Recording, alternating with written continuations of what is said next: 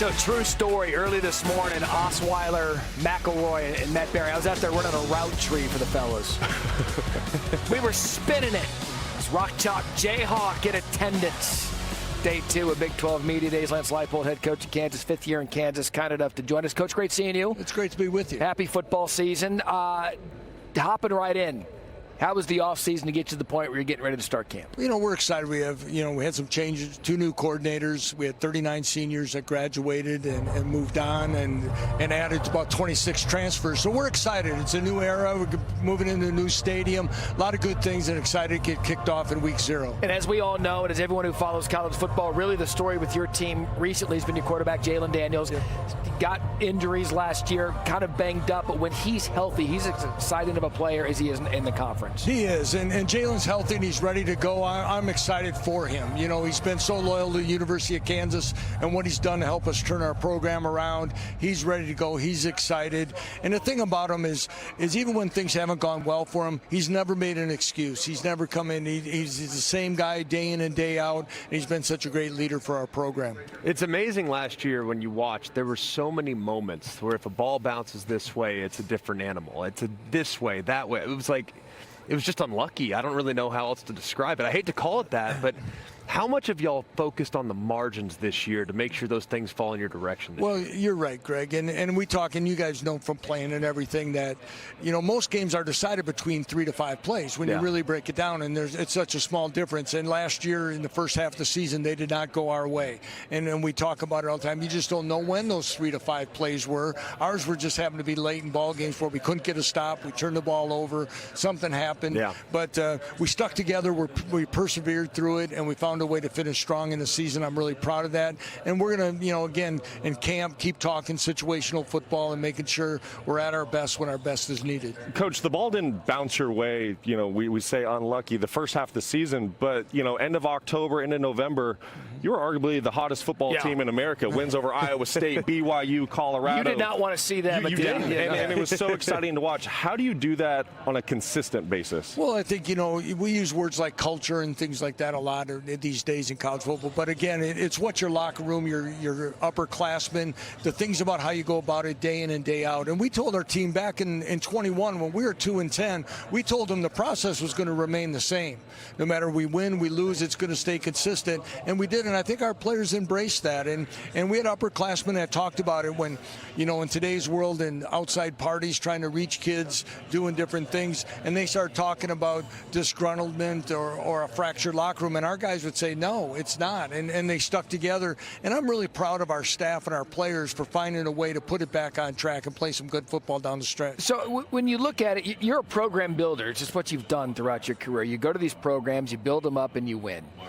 As we enter year 5 and where you set and what you set to do in Lawrence, where are you going into year 5 with what this can be? Well, you know, last year, like you said, first of all, we had higher expectations and we didn't reach those. But it's good to have expectations in Kansas because there weren't any before. That's right. And to get there, we want to be a consistent winner. You want to be in bowl games consistently, and that's what we need to do. But in the same breath, as you guys know, anyone can win in this conference, and you saw Kenny Dillingham and Arizona State do that last year. Dave Aranda did it in 21 with his Baylor team. TCU made the college football playoff when they were probably going to be a middle-of-the-pack type team. So anybody can do it. We know this conference is so balanced top to bottom, and you got to be there. But we can be one of those teams if we play our best football. You, over the course of your college coaching career, and Hall of Fame good. I mean, I don't know what else to call it. You're a Hall of Famer, and deservingly so. But you had great continuity within your staff. We've seen turnover the last couple of years. But like you kind of talked about already, the culture's the same, the schemes are the same, we're going to do what we do. But how do you make sure you don't lose some of that, even though you do have new voices on both sides of the ball? You know, that's a great question, Greg, because there's point, because I didn't, you know, we had Brian Borland retired as defense coordinator after 18 years of working together. Andy Kolnicki had moved on 2 years ago after 11 years. That's good. But the other part is, you know, and it came to really to my awareness, when you bring in new guys, you get new thoughts and you stimulate. you need to stay to your core. You need to stay to what you want to do in your program. But DK McDonald joined us a year ago from the Philadelphia Eagles. He had been with Matt Campbell at Toledo and Iowa State. He's done an outstanding job transitioning into the coordinator role, and he brings new thoughts and ideas that get me to think differently as a head coach. And Jeff Grimes did as a coordinator, but now Jim Zabrowski will take over. Jim was with me from Whitewater and Buffalo. He'll do an outstanding job, and I think it's a balance, and it's a balance of keeping core thoughts and beliefs together, but implementing and changing, because we know this game keeps evolving around us. Coach, your quarterback, Jalon Daniels, you go back to the 22 season and really 23 before he got hurt. I felt like he was one of the best players in the country. Yeah. And then last season, there were some ups, some downs, some injuries. What have you seen out of him going back to spring ball and as you head to fall camp? Oh, I see him at probably the most confident and comfortable he's been in a couple of years. I think last year we never really had the whole receiving core and everybody working together. He didn't go through spring that year with a new coordinator. It took us a while to probably get in rhythm of thought process and what we're doing. But Jalon has never made an excuse, and that's the thing I love about him, is that he doesn't make excuses. He goes about it. I thought he pressed a little bit early in the year, trying to do a little bit more than he really needed to.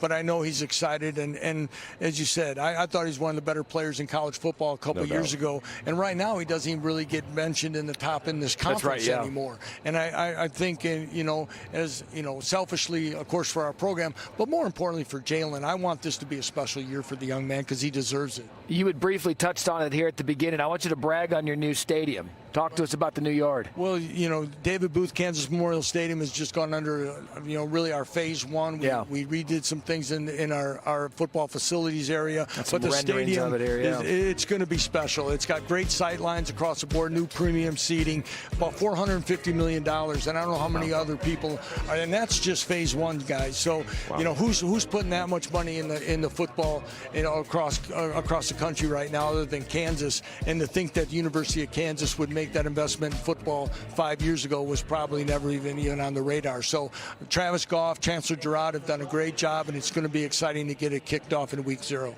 It's going to be awesome. We can't wait to see it. Remember those renderings a couple years ago? Really? Yeah. All right.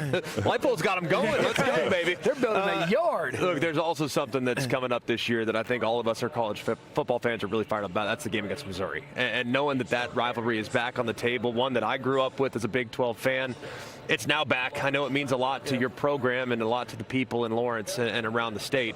What does it mean to you? Well, rivalry games are what makes college football so special and in of itself. And I didn't really realize when I first got to Lawrence that the Kansas-Missouri game was more of a rivalry than Kansas State. Yeah. But now with the two teams in conference, we've got to do a better job making that a balanced one in the in-state rivalry.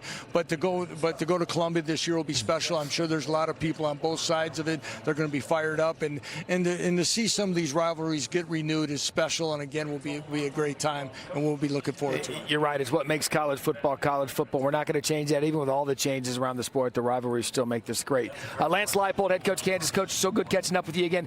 August 23rd, you get going early. Yep. I mean, you're right out of the gate against Fresno State, so get a little bit of vacation and force time to play ball. We got a few more days. That's it. Get some fishing and hunting. And Lance Leipold, appreciate you making time for us. Kansas Jayhawks with their quarterback and their coach, going to be exciting to watch.